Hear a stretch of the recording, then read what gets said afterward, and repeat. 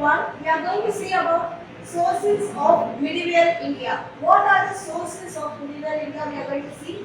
First, we are going to see medieval India, which is being divided into two things, two types. That is early medieval period and the later medieval period.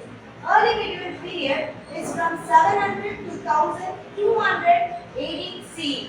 So later medieval period, if you see here, it is from 1200 to 1700 AD CE.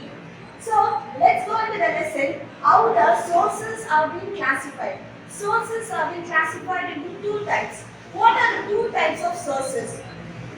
Primary sources and secondary sources. What are the primary sources? Primary sources are inscription, monuments and coins. So next is the secondary sources. Secondary sources are literary works, chronicles, travelogues, biographies and autobiographies.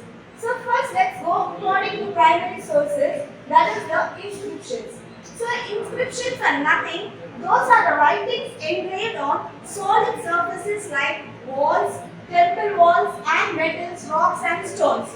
So these inscriptions are built in memory of the deceased warriors. They contain rich information about the concerned era, time or period.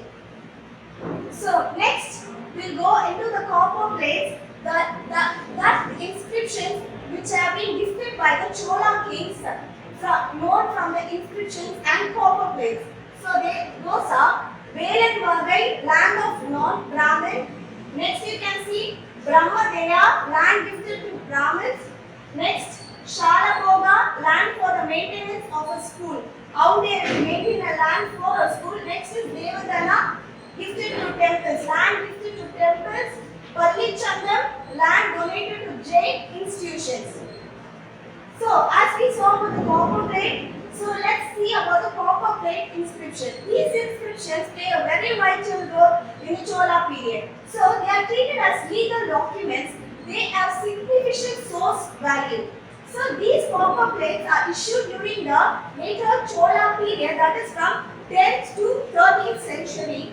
These have been gifted to individual priest or teacher, especially for the Hindus, Buddhists, Jains or to a person of eminence. So next the second one, monuments. From the primary source we saw about the inscription. Now we are going to see about the monuments. Monuments are nothing. The temples, forts, palaces, mosques, these have been called collective name as monuments. So these monuments, Sultan of Delhi, they introduced a new type of monuments. Those are built by arcs, domes and minarets as the main features. So if you see, there are two types of monuments here. Dwara temple, Mount Abu, this is in Rajasthan, and the temple, it is in Vijayanagar. So as we saw, monuments, that is in Kajura monument in Madhya Pradesh, Konark, Odisha. Now in the previous slide we saw Dilwara temple, Mount Abu in Rajasthan. These are to understand the sources of the religious center cultural evaluation. Okay, so Vittal and Dulpagasha temple at Hampi, they are contribution by the Vijayanagar rulers in the 15th century. So next if you see this picture, it is a Charminar. It is the biggest and one of the most important monument in Hyderabad. They are the important mosques belonging to the medieval times. So next, historical forts you can see. The first one, Agra Fort, Chittoor Fort, Gwalior Fort and the Delhi Red Fort. These are the well-known forts of Daulatabad and Aurangabad and Firoz Shah Kotla of Delhi. So now, let's go into the last one of the primary source, that's the coins. First we saw about the inscriptions, monuments and now the third one, coins. So coins. In the coins you can see the images of the kings or the names or portraits or events and places or dates have been inscribed on it, stamped on it. These are coins used in the medieval period. So the composition of the metals in the coins, they give information about the economic condition of the empire. So two types of coins are there. Lakshmi, coin of Gori, coin of Kaliji. So Lakshmi coin of Gori, Mohammed Gori, he inscribed the figure of Lakshmi, goddess Lakshmi, on the coin and inscribed his name on it. Okay. So next one, Alauddin Khalji's gold coin. It was inscribed by Mohammed bin Tughlaq. Copper token currency. This is having indicator of coinage for the economic prosperity. Next, we go into the literature. That is books, biographies, autobiographies. First one we are going to see about the literature. Devotional literature in South and North India is being well developed as Bhakti or devotional literature. So, in Chola period, the devotional literature was carried by the works such as Kamba Ramayanam, Sripuran, Periya Puranam, Nalariyar, Divya Prabandham, which was composed by 12 alvas, compiled by Nadamuni. So, next we will see about the Devaram. Who composed Devaram? Appar, Sambandar, Sundarar. Appar, Sambandar and Sundarar, they composed Devaram and it compiled by Nambi Andar, Nambi, Manika Vasagas, Tiruvasagam, all this scripted during the Chola time.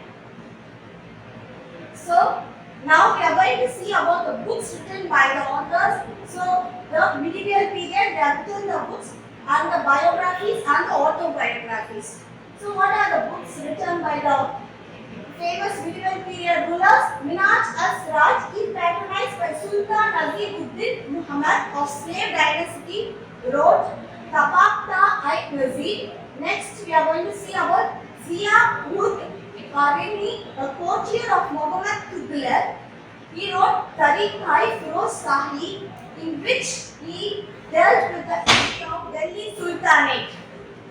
In the 17th century, Jahangir wrote his memoir, Thus-I-Jahangir, throwing a lot of light on the period. The last one, we are going to see the secondary source. We saw about the literature, biography, autobiographies. Now we are going to see about the travelers and travelogues. So traveler, a person travels from one place to another in adventure way. So first we are going to see about the Marco Polo. So Marco Polo is a Venetian traveler. He visited the Pandya kingdom, that is in Madurai. He visited in Pandya kingdom in Tamil Nadu in the 13th century. So Marco Polo was also visited Kayal. Kayal is located in Thoothukudi, which is presently in Tamil Nadu.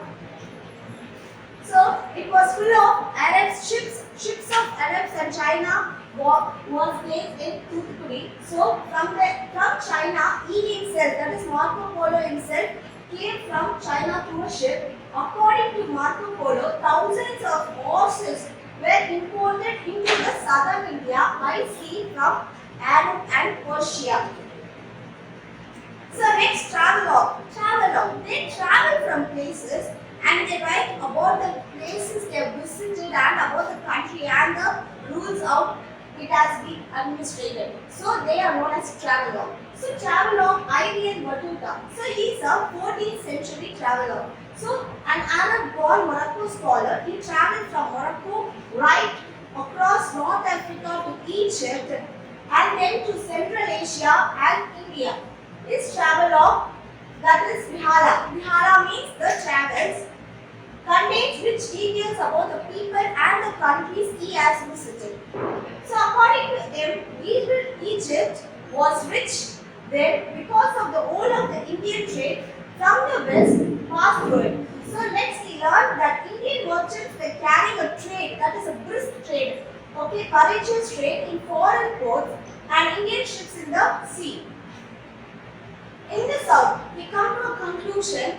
We saw about the northern side. Now we are going to see in the south, Vijayanagar also had many foreign visitors. That is namely Italian, named as Niccolo Conti. He came in 1420. Domingo Pace, a Portuguese traveller, visited the city in 1522. All of them recorded the observation, which are very useful for us today to know the glory of the Vijayanagar Empire. So in this lesson, we learned about the medieval period, which was being divided into two things, that is early medieval period, later medieval period, and then the sources, the primary sources, the secondary sources. So what are the primary sources? primary sources are inscription, monuments, and coins. Secondary sources: literature, biography, autobiographies, and the travelers and travelogues. So, I conclude this lesson with this. And thank you, children, for listening to the class. Let's meet up the next class. Thank you.